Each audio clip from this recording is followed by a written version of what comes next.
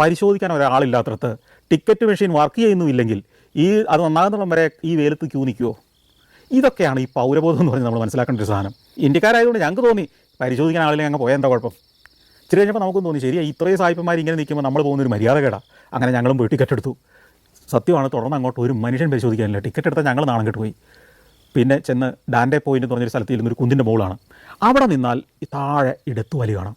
വലിയൊരു ഒരു താഴ്വാരം എന്ന് പറഞ്ഞാൽ അങ്ങ് അഗാധതയിലൊരു താഴ്വാരം. അവിടെ ചില ഭാഗങ്ങളെല്ലാം നല്ല വെള്ള നിറത്തിലാണ്. ഉപ്പാണത്.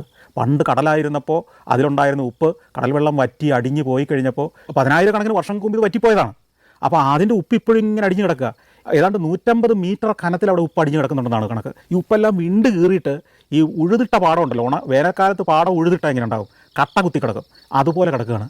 എന്നാൽ ഈ കട്ടകൾ ഓരോന്നും ഉണ്ടല്ലോ ഉരുക്ക് കട്ടകളാണ്. ഷാർപ്പ് എഡ്ജസ്റ്റുമായിട്ട് നിൽക്കുന്ന ഉരുക്ക് കട്ടകൾ. സൂക്ഷിച്ച് നടന്നില്ലെങ്കിൽ നമ്മുടെ ഷൂസ് പോലും കീറി പൊളർന്നു പോകുന്ന തരത്തിലുള്ള സാധനം. അതിനകത്തൂടെയാണ് നമുക്ക് നടക്കേണ്ടത്.